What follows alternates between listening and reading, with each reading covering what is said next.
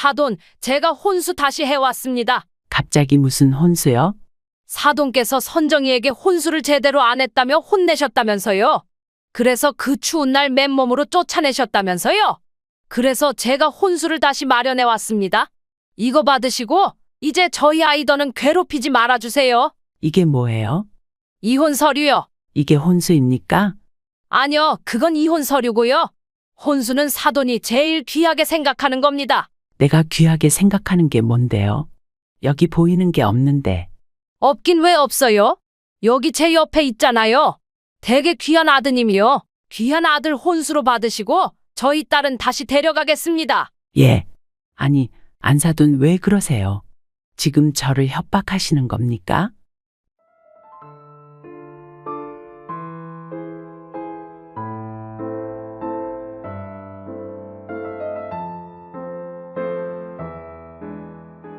사연을 듣고 난 후 각자의 의견을 댓글로 남겨주시기 바랍니다. 사소한 댓글이라도 사연자분에게 큰 힘이 될 수 있습니다. 일부 사연은 각색될 수 있고 사연자분의 입장에서 구성될 수 있습니다. 전영실 여사는 얼마 전 결혼한 딸아이를 하나 두고 있었습니다. 그녀에게는 누구보다 귀한 아이였으며 부모에게 귀하지 않은 자식은 없겠지만 그녀의 딸은 그녀에게 유독 귀하고 아깝고 감사한 자식이었습니다. 그녀는 누구보다 간절히 아이를 원했습니다. 그녀와 남편은 집안의 축복을 기대했지만 몇 년이 지나도 임신 소식이 들리지 않아 점점 불안해졌습니다. 그녀는 임신을 위해 할 수 있는 모든 방법을 시도했습니다. 각종 한약을 복용하고 좋다는 민간요법도 마다하지 않았습니다. 몸을 따뜻하게 하고 체력을 길러보기도 하며 임신을 위해 최선을 다했습니다. 하지만 시간이 지날수록 그녀의 노력이 무색하게도 아이는 생기지 않았습니다. 이로 인해 시어머니에게 마음 아픈 구박을 받기도 했습니다.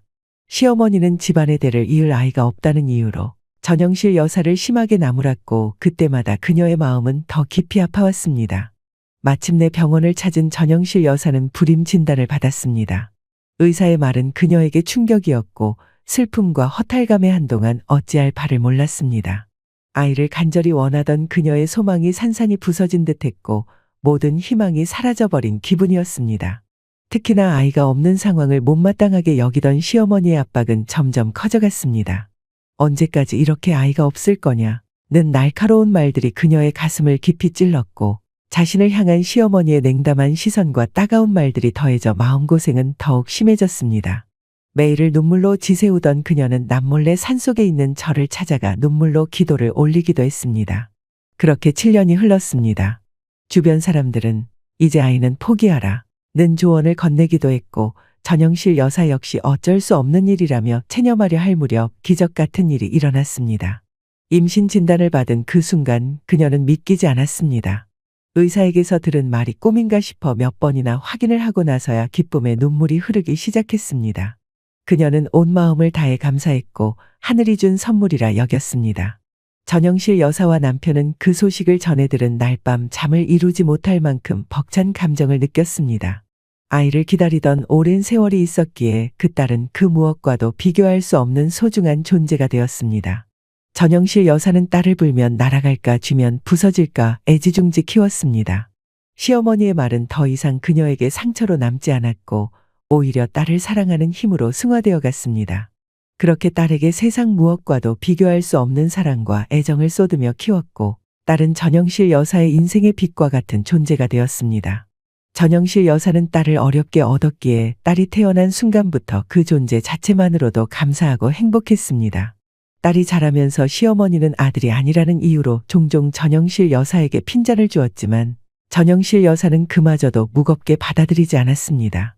아이가 태어날 때까지의 고된 시간이 그녀를 단단하게 만들어 주었기 때문입니다. 딸을 품에 안았을 때 딸의 존재는 어떤 비난이나 핀잔조차도 모두 이겨낼 수 있는 이유가 되었습니다. 시어머니의 말이 귀에 들어올 때면 그녀는 한 번 더 딸을 품에 안고 그 사랑으로 힘을 얻었습니다. 딸은 전영실 여사의 마음을 위로라도 하듯 순하고 착한 아이로 자랐습니다. 어릴 때부터 남다르게 예의 바르고 사랑스러운 성품을 보여주었기에 전영실 여사는 한시도 아이에게서 눈을 떼지 않고 정성을 다해 딸을 보살폈습니다. 딸은 해맑은 얼굴로 언제나 밝게 웃었고 천진난만한 모습으로 늘 사람들의 사랑을 받았습니다. 남의 것을 탐하거나 욕심 부리지 않는 순수한 마음을 지닌 딸을 보며 전영실 여사는 그런 딸이 기특하고 또 사랑스러웠습니다. 하지만 전영실 여사에게는 한 가지 걱정이 늘 남아 있었습니다. 바로 딸이 너무 순수한 나머지 세상 물정의 어두운 점이었습니다. 모든 사람을 선하게 믿고 배려하는 아이였기에 세상의 험한 일들을 모르는 딸이 자라면서 혹여라도 사기꾼에게 속아 큰 상처를 입지 않을까 하는 생각이 그녀의 마음 한켠을 차지했습니다. 딸의 천진난만함이 남다르게 사랑스러우면서도 그 순수함이 세상의 험한 일에 상처받지 않기를 바라는 마음에 전영실 여사는 종종 딸에게 세상의 이치에 대해 이야기를 해주려 했습니다. 우리 딸, 모든 사람이 다 엄마처럼 착한 건 아니란다. 세상에는 때론 우리 마음을 몰라주는 사람도 있고 약한 사람을 이용하는 사람도 있단다. 내가 만나는 사람이 모두 내 마음같이 따뜻한 사람일 수 없다는 것을 기억해야 해. 딸은 그런 엄마의 말을 듣고도 어리둥절해하며 한편으로는 이해하지 못하는 표정을 짓기도 했습니다. 엄마, 나는 다들 좋은 사람일 거라고 생각해.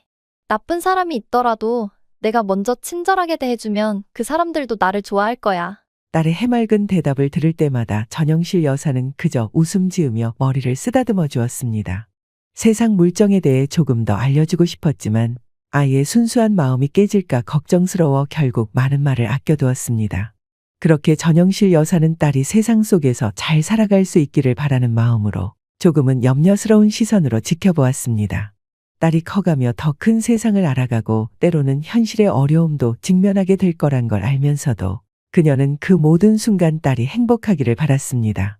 그런데 그런 딸이 얼마 전부터 남자친구와 결혼을 하겠다고 했습니다. 사실 몇 년 전부터 진지하게 만나고 있는 남자친구가 있다는 건 알고 있었습니다. 요즘 젊은 사람들 연애가 어떻게 될지도 모르고 걱정된다고 해도 다 큰 자식에게 잔소리할 수도 없어서 그녀는 딸아이의 선택을 존중하고자 아무것도 묻지 않고 기다리고 있었습니다. 딸아이의 선택을 존중하고 잔소리를 많이 하지 않는 편이었지만 속으로는 어쩔 수 없이 걱정이 있었습니다.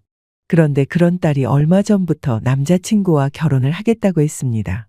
사실 몇 년 전부터 진지하게 만나고 있는 남자친구가 있다는 건 알고 있었습니다. 요즘 젊은 사람들 연애가 어떻게 될지도 모르고 걱정된다고 해도 다 큰 자식에게 잔소리할 수도 없어서 그녀는 딸아이의 선택을 존중하고자 아무것도 묻지 않고 기다리고 있었습니다. 딸아이의 선택을 존중하고 잔소리를 많이 하지 않는 편이었지만 속으로는 어쩔 수 없이 걱정이 있었습니다. 엄마, 아빠, 나 오빠한테 프로포즈 받았어. 결혼하겠다고? 우리끼린 결혼 얘기도 많이 하고 충분히 대화 나눴거든. 2년쯤 만났으면 적게 만난 것도 아니고 나도 이제 30이고 오빠도 나이가 있으니까 더 늦기 전에 식을 올리면 좋을 것 같아서 그래. 니들도 이제 결혼할 나이지. 우리는 너의 선택을 존중하니까 재촉하거나 걱정하지 않을게. 너희가 그렇게 결정했다면 그런 거겠지. 그래서 남자친구는 허락받으러 언제 인사 오겠다고? 차일피일 미루면 부모님 걱정하실 것 같다고. 엄마 아빠 좋은 날에 최대한 빨리 오겠대. 그래, 쇳불도 당김에 빼라 그랬다고. 그 친구 아주 사내답고 결단력 있구나. 우리 걱정도 해주는 걸 보니 속도 깊은 것 같고 말이야. 우리는 아무 때나 괜찮으니까 적당한 시간에 부담 없이 오라고 그래라. 괜히 반대할까봐 긴장하거나 걱정하지 말고. 알겠지? 안 그래도 내가 우리 부모님이 어떤 분들이신지 말을 해주긴 했는데 자기는 그래도 긴장이 되나 봐. 벌써부터 좋은 인상 보여드려야 한다고 얼마나 노력을 하는지. 요즘엔 둔해 보이면 게을러 보이고 싫어하실까봐 아침마다 조깅하고 다이어트 하면서 살까지 빼고 있다니까. 어머, 뭘 그렇게까지. 우리가 뭘 어떻게 나무랄 것도 아닌데. 다시 한번 말하지만 우린 너의 의견이 제일 중요해. 물론 부모 입장에서 어쩔 수 없이 걱정은 들지만 그래도 내가 평생 함께 할 사람인데 내 의견이 제일 아니겠니? 그렇다고 설마 우리 딸이 엉망인 사람을 데려올 것 같지도 않고 말이야. 우리 딸이 얼마나 신중하고 속 깊은 아이인데. 나도 알아. 그래서 엄마가 여태 아무것도 안 묻고 묵묵히 지켜봐 준 거잖아. 근데 걱정하지 마. 두 분도 보시면 용주 오빠 정말 마음에 들어 하실 거야. 내가 평생 함께하고 싶을 만큼 좋은 사람이니까. 막상 딸아이가 결혼 얘기를 꺼내니 심장이 쿵하고 떨어지는 것처럼 걱정이 먼저 들었지만 평생을 함께하고 싶다며 밝게 웃는 딸아이의 얼굴을 보니 안심이 되는 듯 했습니다. 어련히 알아서 좋은 남자 잘 골랐겠지 싶어 딸의 선택을 끝까지 존중하고 믿어주려 했습니다. 그리고 얼마 뒤 만나게 된 예비 사위는 그녀의 기대만큼, 아니 기대 이상으로 괜찮은 사람이었습니다. 딸을 향한 그녀의 믿음이 잘못되지 않았던 것인지 딸아이가 자기와 똑 닮은 남자를 데려왔습니다. 선한 인상에 예의 바르고 깍듯한 예비 사위의 모습이 퍽 마음에 들었던 것입니다. 안녕하십니까? 처음 뵙겠습니다. 저 선정이랑 만나고 있는 강용주라고 합니다. 진작 어른들 찾아뵙고 인사를 드렸어야 하는데 그동안 걱정시켜 드려 송구합니다. 늦게 찾아뵈어 죄송합니다. 어머님, 아버님. 송구하다니 뭘 그렇게까지야. 젊은 사람들이 마음마저 교제하는데 부모들이 참견할 일도 아니고 뭐 이렇게 결혼하겠다고 허락받으러 온 거면 된 거지. 우리 그렇게 걱정 안 했으니까 긴장 풀어요. 아닙니다. 그래도 부모님 마음이라는 게 그렇지만은 않으니까요. 그리고 아버님, 말씀 낮추세요. 그래도 될까? 하긴 뭐 내가 말을 높이면 자네가 더 불편하겠구만. 그래, 아빠. 아빠가 너무 그러시면 오빠가 더 긴장하겠어요. 엄마도 오빠 편하게 대해줘. 어머, 뭐 그렇다고 손님을 너무 편하게만 대할하긴 좀 그렇지. 에이, 너무 그렇게 예의 차리는 것도 선 긋는 것 같아서 서운해. 언제는 예비 사위라 그러더니 아직 안 한 거야. 하긴 우리도 앞으로 가족들 사이인데 너무 딱딱한가? 이해해줘요? 애 아빠나 나나 예의를 차리려고 그런 거니까. 그럼 선정이 말대로 우리도 그냥 자식처럼 편하게 대할게요.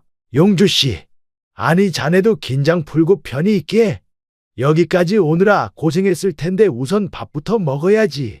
그녀는 사위를 처음 본 순간 그 사람임을 한눈에 알아볼 수 있었습니다. 그동안 혼자 한다라고 걱정했던 것이 무색할 만큼 그녀의 눈에 사위가 참 마음에 들었습니다.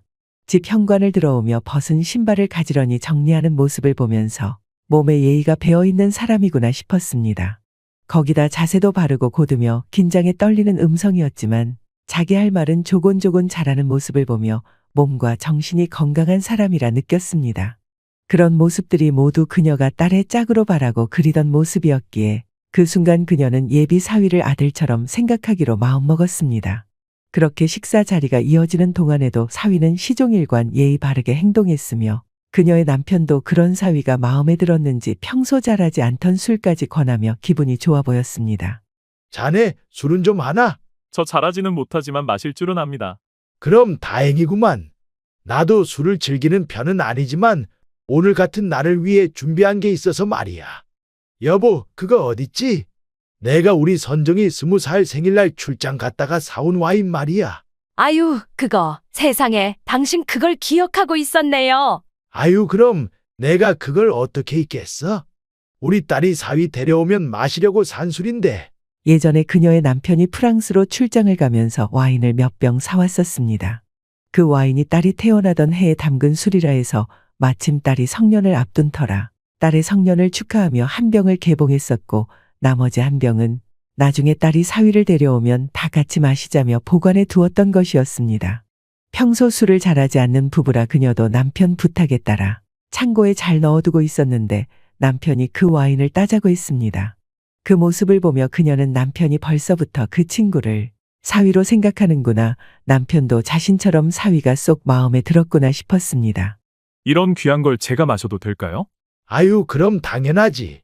자네 주려고 내가 10년 전에 사온 건데 자네가 안 마시면 누가 마시나?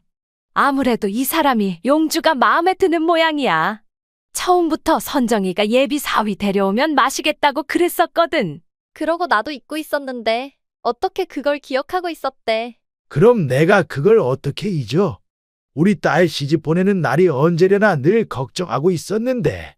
근데 자네를 보니 이제 그 걱정도 덜어도 되겠어. 둘이 아주 잘 어울리니 걱정 없이 잘 살 거라 믿네. 그러니까 용주, 자네도 선정이, 너도 서로 도우면서 예쁘게 잘 살 거라. 남편의 그 말 한마디가 그들의 마음을 대변한 셈이었습니다.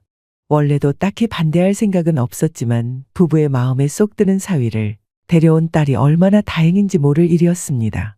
덕분에 사위와 딸아이의 얼굴도 밝아졌고 그 자리에서 상견례 얘기까지 나올 수 있었습니다.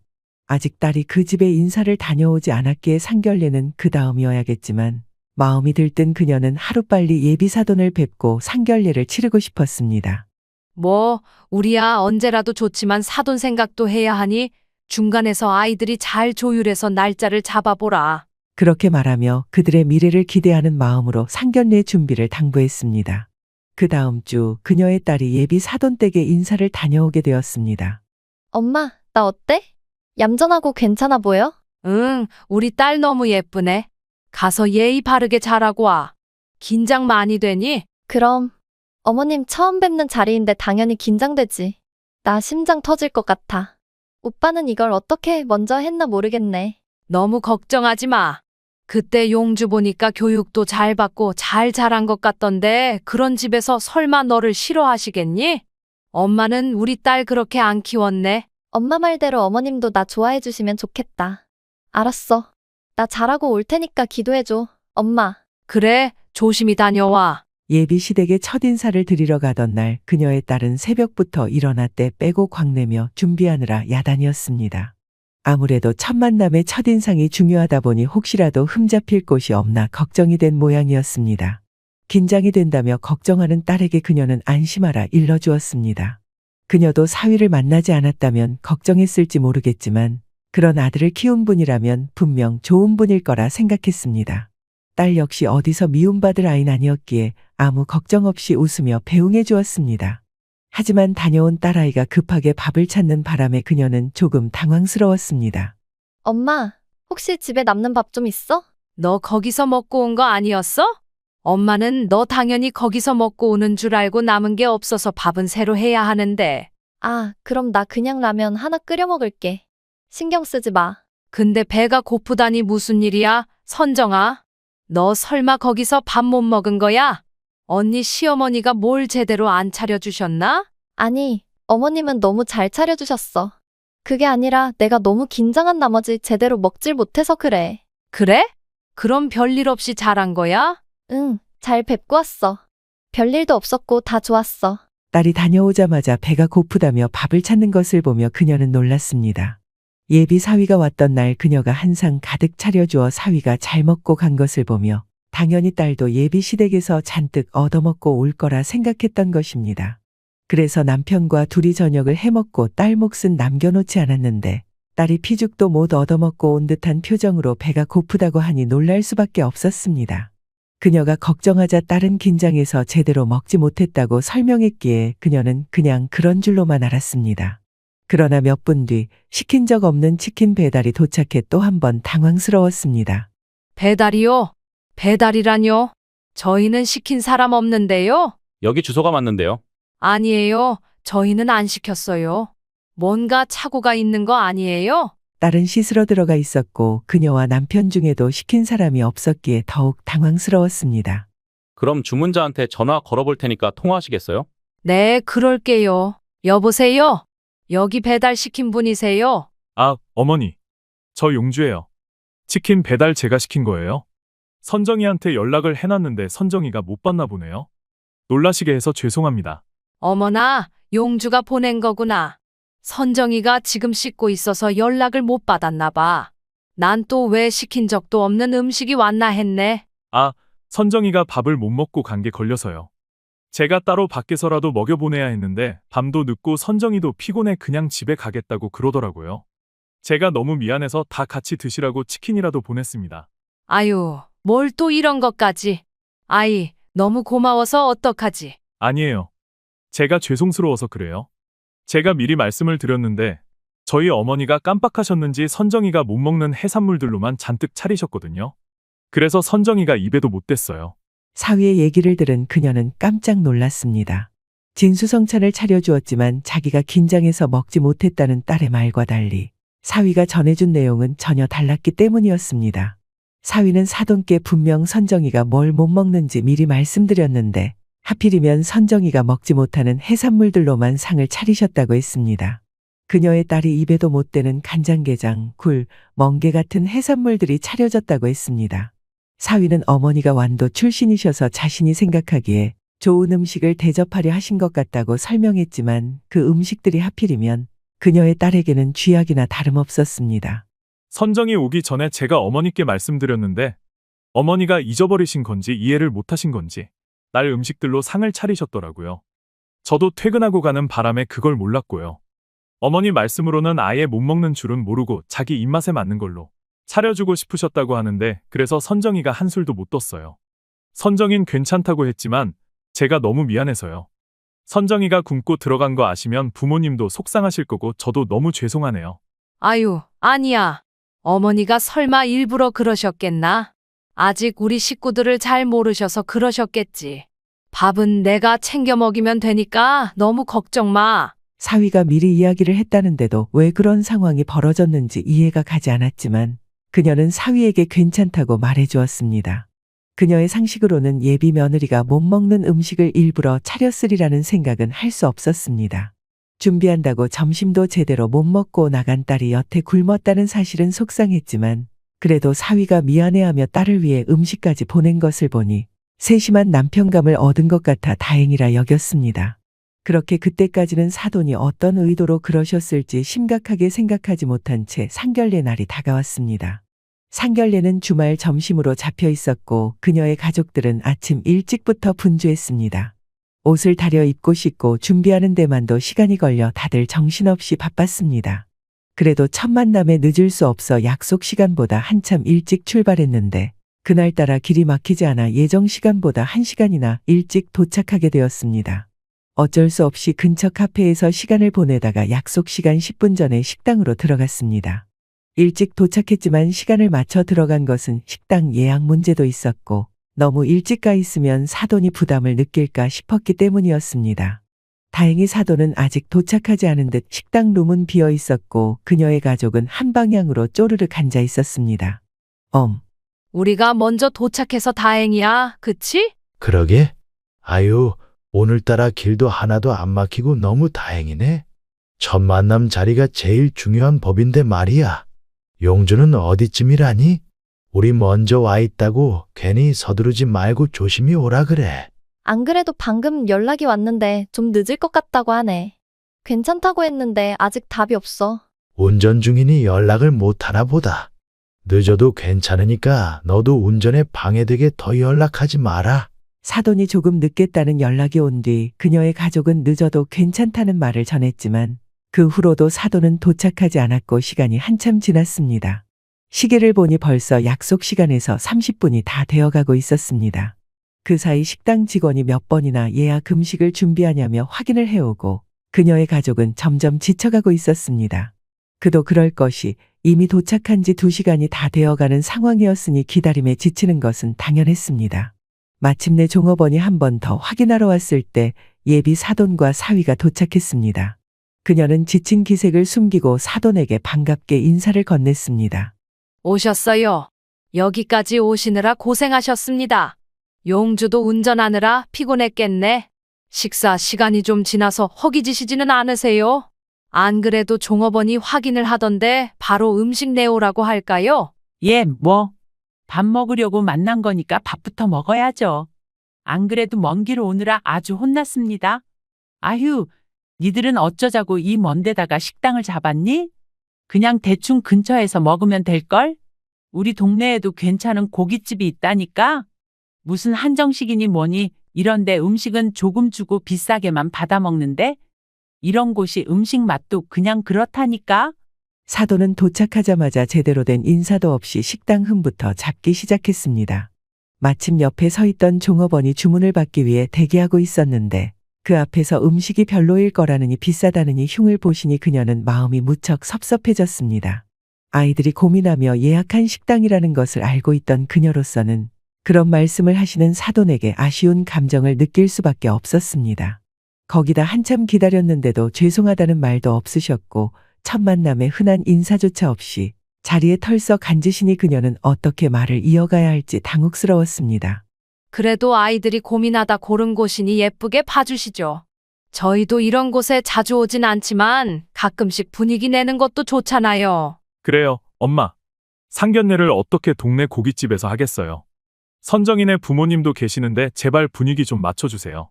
아니, 얘는 내가 무슨 말을 했다고 그러니? 내가 그렇다고 너희들 탓을 한 것도 아니고 선정이 혼을 낸 것도 아니야. 그냥 결혼할 애들이 무슨 돈이 있다고 비싼 식당을 잡았나 걱정을 해준 거지. 자식 걱정하는 게 부모 마음인 걸 넌 모르니? 안 그럽니까? 사돈? 사돈도 그렇게 생각하시죠? 예, 그럼요. 애들 걱정돼서 그러셨군요. 그래도 이왕 왔으니 즐겁게 드시면 좋겠네요. 들어와서 보니까 여기가 유명한 사람들이 많이 찾는 곳이라더군요. 아이들이 오늘 저희를 귀빈처럼 대하려는 모양입니다. 근데 안사돈은 말을 참 번지르르하게 잘하시네요. 그런 말을 듣다 보니 귀가 간지러울 지경이네. 아휴, 나는 시장 바닥에서 굴러먹던 사람이라 그런 말 못합니다. 그냥 속에 있는 말 내뱉어야 속이 시원하지 거칠애 같은 건 못해요. 사돈의 반응에 그녀는 그저 억지로 웃어 보일 수밖에 없었습니다. 그래서 사위가 그녀를 창피하게 생각한다고 했지만 그래도 자신이 직접 키운 엄마인데 어쩌겠냐며 사돈은 씩 웃으며 말을 이어갔습니다. 처음 만난 예비 사돈은 그녀의 예상과 전혀 다른 인물이었습니다. 사돈에게 어떤 대단한 기대가 있었다기보다는 사위의 모습을 보고 상상하던 것과는 너무도 다른 분이셨기 때문이었습니다. 사위는 얌전하고 조용하며 모범생 같은 느낌이었기에 부모님도 그러실 거라 예상했는데 사돈은 목소리가 크고 성격이 괄괄한 분이셨습니다. 그렇게 처음부터 조금 예의가 없어 보인다는 느낌을 받을 정도로 거침없이 말했고 말과 행동 모두 드센 편이셨습니다. 그녀는 사돈께서 시장에서 오랫동안 일을 하셨다니 일찍 남편을 잃고 홀로 자식을 키우며 고생을 많이 해서 그리 되셨나 보다 생각했습니다. 제가 젊어서 고생을 너무 많이 했어요. 애가 7살 되던 해에 애 아빠가 죽어버렸거든요. 갑자기 내가 가장이 되려니 무슨 일을 할 수가 있겠어요? 그때는 정말 농약이라도 마시고 꽉 죽고 싶었죠. 그런데 애가 멀쩡히 살아있으니 자식을 두고 떠날 수가 없잖아요. 그래서 죽지 못해 산다 생각하며 정말 별별 고생 다 했어요. 나 혼자였으면 어떻게든 먹고 살 텐데 찜짝 같은 자식이 있으니 이걸 어떻게 그래서 애를 시댁에 맡기고 혼자 일 다녔어요. 전국으로 돌면서 시장에서 물건 떼다 팔고 한바집에서 일도 하면서 그렇게 고생하며 키웠다고요. 아유, 그러셨군요. 저희는 용주가 너무 바르고 착해서 고생 모르고 잘한 줄 알았는데 사돈께서 그만큼 고생하셨다니 정말 대단하시네요. 어려운 환경에서 자식을 바르게 키우는 게 얼마나 힘든 일인지 감히 상상할 수 없네요. 나야 뭐 애랑 같이 산 세월보다 떨어져 산 세월이 훨씬 길어요. 직접 해준 건 별로 없죠. 깔끔 떨고 체면 차리는 건 전부 할머니, 할아버지에게 배운 거예요. 시댁이 종갓집이라 예의범절을 엄청 따지셨거든요.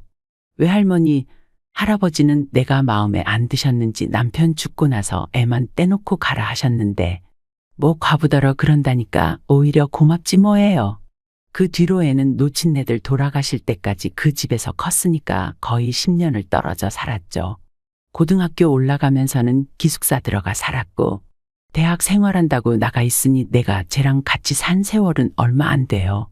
좋은 집에서 좋은 교육을 받고 바르게 자란 줄로만 알았던 사위에게 이런 가정사가 있었다니 그녀는 조금 충격을 받았습니다. 아버지가 일찍 돌아가셔서 조부모님 손에서 자랐다는 이야기만 들었을 뿐 어머니와 그렇게 긴 시간을 떨어져 지낸 줄은 몰랐기 때문이었습니다. 그러면서 한편으로는 왜 모자간 성격이 그리 다른지 이해가 되기도 했습니다. 사위가 유년기를 조부모님 댁에서 보냈으니 성품이나 예의는 전부 돌아가신 조부모님께 배웠을 것이었습니다. 그래서 그런지 사위도 어머니를 다소 불편해하고 감당하기 어려워하는 듯 보였습니다. 그래도 아드님이 잘 커져서 좋으시겠어요. 저희는 용주를 보고 얼마나 감탄을 했는지요. 요즘 보기 드문 진중하고 착한 청년이다 싶더라고요. 아유, 그럼요.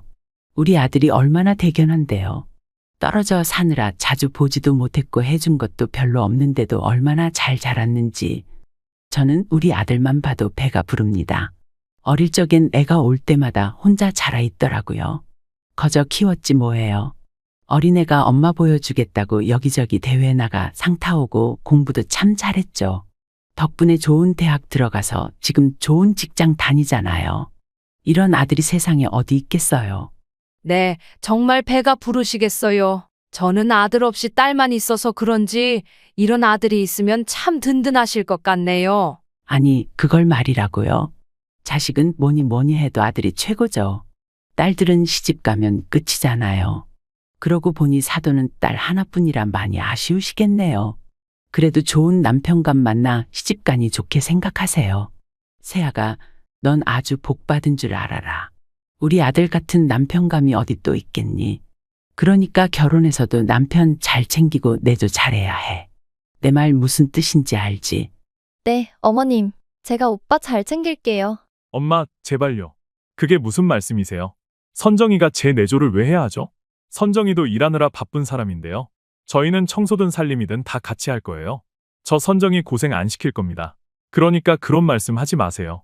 아니, 네가 뭘 할 줄 안다고 살림을 해. 살림은 여자가 해야 꼼꼼한 거지. 남자들이 뭘 할 줄 아니. 안 그렇습니까, 사돈?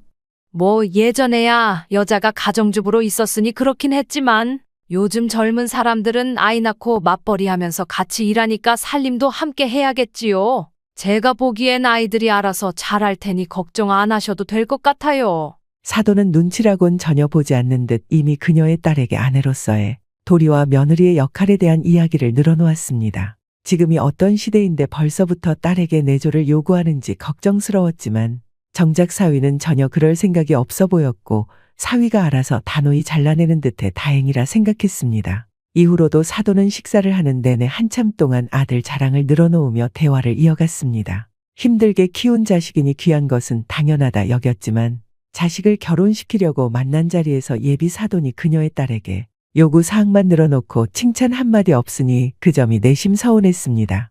그렇게 상결례는 그녀의 기대와 많이 달랐고 예비 사돈에 대한 실망도 컸지만 그녀는 사위 하나 믿고 그 결혼을 허락하기로 했습니다. 남편 역시 사돈을 보고 당황했지만 아이들이 좋다니 어쩌겠냐며 끝까지 응원해 주자고 했습니다. 다행히 결혼 준비 과정에서는 큰 문제가 없었습니다. 아이들이 자기들 결혼이니 알아서 하겠다며 양가 부모님의 도움을 받지 않겠다고 했기 때문이었습니다. 하나뿐인 자식이라 뭐라도 해주고 싶은 마음이 있었지만 이제 가정을 꾸려 새 출발하는 아이들이 자기들 힘으로 해내는 것도 의미가 있겠다 싶어 그녀는 아이들의 의견을 존중해 주었습니다. 요즘 집값을 생각하면 불가능한 일이었지만 다행히 대기업 연구원으로 일하는 사위가 회사에서 제공하는 사택 아파트에 들어갈 수 있어서 집 걱정은 없었습니다. 그렇게 사위가 얻은 사택의 딸이 혼수를 채우며 아이들끼리 결혼 준비도 차질 없이 진행됐고 마침내 무사히 결혼식을 올리며 신혼살림을 차린 아이들은 자기들끼리 잘 사는 듯 보였습니다. 둘 다 직장인이다 보니 평일에는 일하고 주말엔 쉬느라 친정에 오라고 하기도 미안했던 그녀는 둥지를 떠난 딸에게 부담 주기 싫어 일부러 연락도 뜸하게 했습니다. 간간히 걸려오는 딸과 사위의 전화에 안부를 주고받으며 그녀는 딸이 행복하게 잘 지내고 있는 줄만 알았습니다. 그런데 결혼 후 딸이 점점 살이 빠지고 야위어 가는 것 같아 걱정이 되었습니다. 어머, 선정아, 너 왜 이렇게 살이 빠졌어? 요즘 뭐 힘든 일이라도 있는 거니? 그냥 일이 많고 피곤해서 그래. 엄마, 그렇게 바쁘면 그냥 집에서 쉬지. 뭐 하러 왔어? 엄마 보고 싶어서 왔지. 엄마는 나 안 보고 싶었어? 시간 내서 자주 왔어야 하는데. 안 그래도 다들 엄마, 아빠 자주 못 찾아봐서 죄송하더라고. 1시간 거리밖에 안 되는데 뭐가 그리 멀다고 여길 못 왔는지 모르겠네. 그때까지만 해도 그녀는 딸이 피곤해 보이는 모습이 회사 일 때문인 줄로만 알았습니다. 결혼 전에는 회사 생활과 함께 그녀가 살림도 챙겨줄 수 있었지만 결혼 후에는 둘이서 맞벌이하며 집안일까지 알아서 해야 하니 전보다 더 피곤할 수밖에 없겠다고 생각했습니다. 그래서 그녀는 조금이라도 도와주고 싶어 집에 찾아갈까 했지만 딸이 괜찮다고 하기에 가만히 있었습니다. 그녀가 가면 사위도 신경 쓸 테고 신혼집에 너무 자주 다니는 것도 좋지 않다고 여겨졌기 때문입니다. 그렇게 딸이 알아서 잘 살겠거니 하고 걱정을 내려놓고 있었는데 어느 날 갑작스러운 연락이 왔습니다. 병원 응급실에서 그녀의 딸이 입원했다며 보호자로서 연락이 온 것이었습니다. 그때 마침 사위는 연구일로 멀리 추운 나라에 출장 중이었고 연락할 사람이 없어 그녀에게 연락을 한 모양이었습니다. 사위가 없는 집에서 혼자 잘 있을 거라 여겼던 딸이 갑자기 병원에 있다니 그녀는 깜짝 놀라 헐레벌떡 병원으로 향했습니다. 남편과 함께 병원에 도착한 그녀는 응급실 침상에 힘없이 누워있는 딸을 보았습니다. 딸의 얼굴은 새하얗게 질려 있었고 온몸이 얼음장처럼 차가웠습니다. 저희 딸이 어디가 아픈 거예요? 왜 이러는 거예요? 환자분이 이 날씨에 이 차림으로 밖에 계셨던 것 같습니다. 그래서 저체온증으로 입원하신 겁니다. 다행히 아직 동상이나 다른 증상은 없고 하루 정도 입원 후 퇴원하시면 될 겁니다. 이 날씨에 왜 이런 옷차림으로 밖에 계셨는지 모르겠지만 더 오래 계셨다면 정말 큰일 날 뻔했습니다. 그날은 기록적인 한파가 닥친 날이었습니다. 영하 14도까지 내려가는 날씨라 그녀는 딸에게도 집에만 있으라고 당부했었기에 집에 있었어야 할 딸이 이런 날씨에 왜 밖에 나와 있었는지 이해할 수 없었습니다. 얼마 후 딸이 무사히 깨어났고 그녀는 그제야 상황을 물어볼 수 있었습니다. 이게 어떻게 된 일이야? 선정아, 너 미쳤니? 날이 이렇게 추운데 어쩌자고 이런 차림으로 밖에 나와 있었어? 뭐, 집에 문이라도 잠겼던 거야? 엄마, 나 한동안 엄마, 아빠 집에서 지내면 안 될까? 나 집에 못 돌아갈 것 같아. 그게 무슨 소리야? 멀쩡한 집을 두고 왜? 너 정말 무슨 일 있는 거니? 그게 어머님이 지금 집에 와 계셔서 근데 어머님이 내가 싫으신가 봐. 자기 아들은 추운 나라에서 고생하는데 나는 따뜻한 집에서 팔자 좋게 지낸다면서 나를 내쫓으셨어. 그게 무슨 말이야? 사돈이 널 내쫓았다고? 대체 왜? 오빠는 추운 나라로 출장 가 있는데 나는 따뜻한 집에서 혼자 있다고. 자기 아들이 마련한 집인데 나는 혼수도 제대로 안 해왔으니 이 집에 있을 자격이 없다고 그러면서 나를 혼내시다가 갑자기 잡아 끌어서 현관 밖으로 내보내셨어. 혼수 안 해왔다고 널 쫓아냈다고? 아니, 그 집이 강서방이 산 집도 아니고 회사에서 제공한 사택인데 그게 무슨 말이야? 몰라. 나 너무 춥고 무서웠어. 엄마. 그제서야 그녀는 딸이 결혼 후 점점 살이 빠지던 이유를 알게 되었습니다. 결혼 이후 지금까지 사돈이 그녀의 딸을 괴롭혀 왔던 것이었습니다. 사돈과 사위는 오랜 세월 떨어져 산 만큼 사이가 가깝지 않았는데 사돈은 무슨 일만 있으면 딸에게 전화해 아들 잘 챙기라며 살림 잘하라는 잔소리를 끊임없이 했다 했습니다. 그렇게 딸은 그 스트레스로 살이 빠져갔던 것이었습니다. 사위가 중간에서 조율하며 앞에서는 괜찮은 척해왔지만 뒤로는 딸을 괴롭힌 것이 그 정도였다 했습니다. 그런데 그녀의 딸은 어머니와 사이가 멀어질까봐 사위에게는 이를 비밀로 하고 참아왔던 것이었습니다. 그냥 전화로 그러시는 거고 가끔 만날 때마다 참으면 되니까 괜찮다고 생각했어. 그런데 그런 일이 자꾸 있다 보니 나도 스트레스를 받더라고. 위험까지 생기고 힘들었거든. 그래도 남편이 있을 때는 남편이 대신 화내주고 어머님도 조심하시니까 내가 참으면 될 거라 생각했어. 그런데 설마 남편이 없는 와중에 오셔서 이러실 줄은 몰랐어. 갑자기 쫓아내셔서 핸드폰도 옷도 못 챙겼어. 아무것도 없는 슬리퍼 차림으로 밖에 서 있는데도 문을 안 열어주시더라고. 돈 구하고 싶어도 늦은 밤이라 지나가는 사람도 없고 어디 갈 수도 없어서 현관 밖에 있다가 잠깐 졸았는데 눈 떠보니 병원이었어. 딸의 이야기를 들으며 그녀는 기가 막혀 말을 잃었습니다. 그동안 그녀는 사위를 아들처럼 생각하고 정성으로 챙겨주기만 했는데 사돈이 그동안 딸을 괴롭히고 그런 취급을 해왔다니 미칠 노릇이었습니다. 대체 무엇이 부족해 딸을 그리 대했는지 사돈은 이유도 말하지 않고 그저 딸이 싫다고 했습니다. 말을 안 하면 답답하다 하고 싫은 티를 내면 싸가지가 없다 하니 딸은 그저 견디고 참을 수밖에 없었던 것입니다. 미련하게 참고 있던 딸이 야속하기도 했지만 일이 이 지경이 될 때까지 몰랐던 사위에게도 화가 났습니다. 사돈이 언제 또 찾아올지 몰라더는 딸을 그 집에 둘 수 없었던 그녀와 남편은 그 길로 신혼집에 들러 딸의 물건을 챙겨 나왔고 사위가 출장해서 돌아올 때까지 딸을 집에서 보살폈습니다. 다행히 딸은 하루 만에 퇴원해 집에서 간병을 받으며 안정할 수 있었습니다. 며칠 후 출장에서 돌아온 사위에게 그녀는 그동안의 자초지종을 모두 털어놓았습니다. 사위는 전혀 몰랐던 듯 깜짝 놀라며 딸의 저체온증을 걱정했습니다. 그의 마음이 진심이라는 것은 알았지만 그녀는 괜히 사위가 미웠습니다. 죄송합니다, 장모님. 제가 더 신경 쓰고 잘했어야 했는데 다 제 탓입니다. 정말 면목 없습니다. 그래, 나도 이번 일은 자네한테 탓을 좀 해야겠네. 용주, 자네 어머니와 서먹한 거 내 딸이 참아왔던 모양인데 그걸 좀 신경 쓸 수는 없었니? 자네 어머니가 못된 시어머니 노릇하려는 걸 정말 몰랐단 말인가? 아무리 며느리가 마음에 안 들어도 어떻게 혼수가 마음에 안 든다는 이유로 그 주위에 애를 내쫓을 수가 있어? 나도 여러 걱정이 있었지만 용주의 댐댐이를 믿고 결혼을 허락한 건데 일이 이 지경이 되니 더는 못 참겠어. 내가 사돈을 직접 만나야겠네. 겨우 혼수 문제로 딸을 내쫓았다는 사실에 화가 난 그녀는 사위가 잘못이 없다는 것을 알면서도 화를 참지 못했습니다. 그렇지만 사위에게 화풀이한다고 달라질 것은 없었기에 이제는 더 이상 가만히 있을 수 없었습니다. 사돈이 먼저 딸을 건드린 이상 그녀도 그냥 두고 볼 수 없었습니다. 제대로 혼수를 마련해 찾아가 엄마들끼리 단판을 지어야겠다고 결심한 그녀는 사위를 앞세워 사돈을 만났습니다.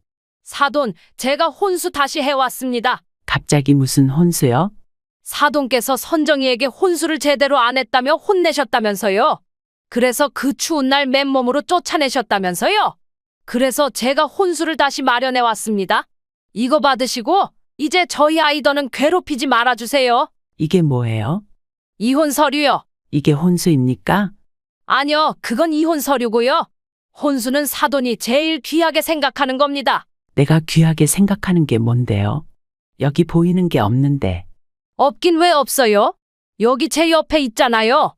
되게 귀한 아드님이요. 귀한 아들 혼수로 받으시고 저희 딸은 다시 데려가겠습니다. 예. 아니, 안사돈 왜 그러세요? 지금 저를 협박하시는 겁니까? 제가 왜 이러는지 정말 몰라서 물으시는 건가요? 저야말로 왜 그러셨는지 묻고 싶네요. 제 딸이 뭘 그리 잘못했고 뭘 그리 못해서 그렇게까지 하셨는지 이유라도 듣고 싶군요. 아드님이 너무 잘나서 저희 딸이 부족해 보이셨나요? 그래서 아드님 혼자 고생하는 게 얄미우셨나요? 혼수 문제를 말씀하시기에 저는 전 재산을 털어 어마어마한 금은보화를 마련해 올까 싶었는데 그것보단 이 방법이 더 효과적일 것 같아 이렇게 했습니다. 내 자식 무시하면서 자기 자식만 대단하고 자랑스러워하는 사돈에게 그런 아드님을 반품한다는 의미로요. 장모님, 안 됩니다. 저 선정이 없으면 못 삽니다. 딸을 위해 더는 참지 않겠다고 결심한 그녀의 목소리는 단호했습니다. 제발 이혼 얘기만은 하지 마세요. 제가 잘못했습니다. 예. 아니, 용준이가 잘못한 게 뭐가 있다고. 아휴, 사돈, 화만 내지 말고 진정을 좀 해보세요. 무슨 오해가 있으신 모양인데 제가 설마 선정이가 그렇게 될 줄 알고 그랬겠습니까? 저는 그냥 애가 남편 없다고 집도 안 치우고 늘어져 있는 꼴이 보기 싫어서 야단을 쳤을 뿐인데, 아니, 선정이가 제 잔소리가 듣기 싫었는지 집을 나갔을 뿐이에요. 그렇다고 나가서는 추우면 그냥 들어오면 될 것을 뭐하러 미련하게 그러고 서 있었나 모르겠네요. 사돈, 정말 너무하시네요.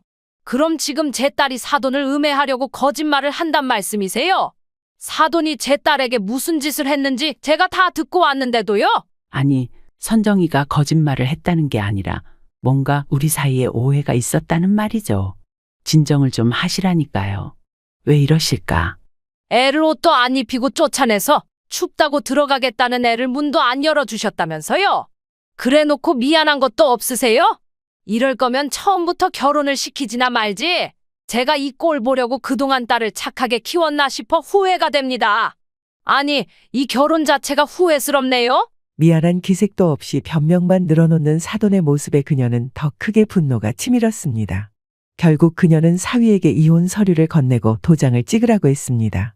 그러자 사위가 눈물에 젖은 채 무릎을 꿇으며 간절히 매달렸습니다. 그 모습에 잠시 마음이 흔들리기도 했지만 사돈이 그 모습을 보고 깨닫기를 바라는 마음에 가만히 두었습니다. 장모님, 제가 정말 잘하겠습니다. 앞으로 책임지고 이런 일이 없도록 하겠습니다. 원하시면 다신 저희 어머니랑 선정이 안 보게 할게요.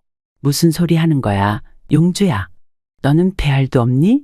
그딴 여자가 뭐라고 이렇게까지 하는 거야? 엄마야말로 그만 좀 하세요. 엄마가 뭔데 이제 와서 날 챙기는 척이죠? 내가 언제 이런 걸 해달라 했나요? 엄마한테 뭘 바란 적 있습니까? 나 사실 엄마 결혼식에 안 부르려고 했어요. 내 인생에 관심도 없던 사람이 내 결혼을 축하할까 싶어서. 그런데 그런 나를 설득한 게 선정이었어요.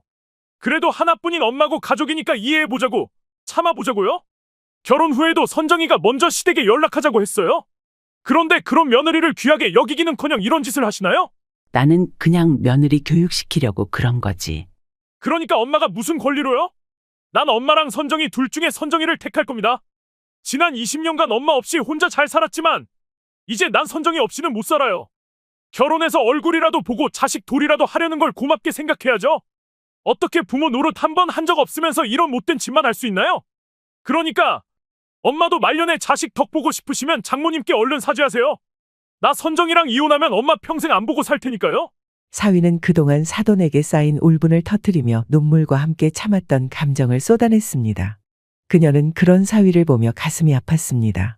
그러자 사돈은 마침내 느끼는 게 생긴 건지 아니면 자식과 연을 끊을까봐 두려운 탓인지 기겁하며 그녀 앞에 무릎을 꿇고 손을 싹싹 빌며 사과했습니다. 아이고, 안사돈, 제가 잘못했습니다. 제가 죽을 죄를 지었습니다. 같은 자식 가진 부모로서 며느리를 예뻐했어야 했는데 제가 주제도 모르고 남의 자식을 험하게 대했네요. 정말 잘못했습니다. 다신 안 그럴 테니 한 번만 용서해 주세요. 그 말을 제가 어떻게 믿겠습니까? 결혼한 지 얼마나 됐다고 벌써 이러시는데 앞으로 수십 년 결혼 생활 동안 이런 일이 또 없을 거라 장담할 수 있으세요? 일하는 아이에게 매번 전화해 타박하고 괴롭혔다면서요? 저도 아이들이 힘들까봐 문자 한 번도 신중히 보내는데 어떻게 사돈만 그렇게 막무가내로 행동하세요? 아무튼 저는 사돈 말을 믿을 수 없으니 그런 공수표 던지지 마세요. 아닙니다. 아닙니다. 정말 다신 이런 일 없겠습니다. 아니, 아예 선정이한테 전화도 하지 않을게요. 정말이에요. 엄마, 그럼 지금 각서 쓰세요. 앞으로 선정이 따로 만나지도 않고 연락하지도 않고 잔소리도 하지 않기로요. 그리고 나 없는 자리에서 선정이를 만나는 일은 앞으로 없을 것이고 허락 없이 집에 찾아오는 일도 하지 마세요. 만약 이 중 하나라도 어기시면 저희는 다시는 엄마를 만나지 않을 겁니다. 뭐? 그럼 나더러 자식을 보지 말고 살라는 거야? 내가 찾아가면 되잖아. 아니면 진짜 날 영영 안 보려는 거니? 아니야, 아니야. 그래, 각서 쓰마. 안사돈, 제가 여기 각서 쓰겠습니다. 제가 정말 뉘우치고 반성할 테니 한 번만 기회를 주세요. 그날 사위는 끝내 사돈으로부터 각서를 받아내며 사태를 마무리했습니다. 다행히 그 후로 사돈은 약속을 지키며 딸에게 따로 연락하거나 찾아오는 일이 없었고 사위 앞에서도 말을 조심하는 모양새였습니다. 그럼에도 그녀는 사돈이 딸에게 했던 모든 일들을 용서할 수 없었습니다. 그러나 차라리 일찍 알아차려 다행이라며 애들이 앞으로 더 긴 세월을 행복하게 살 수 있길 바라며 그녀는 이제 마음속 응어리를 내려놓기로 했습니다. 여기까지가 전영실 여사님의 사연이었습니다. 쌓이다 대처에 속이 후련해집니다. 사연을 듣고 댓글을 남겨주시기 바랍니다. 사소한 의견일지라도 사연자분에게는 큰 힘이 됩니다. 노골적인 악성 댓글은 사연자분에게 상처가 될 수 있으니 삼가주시기 바랍니다.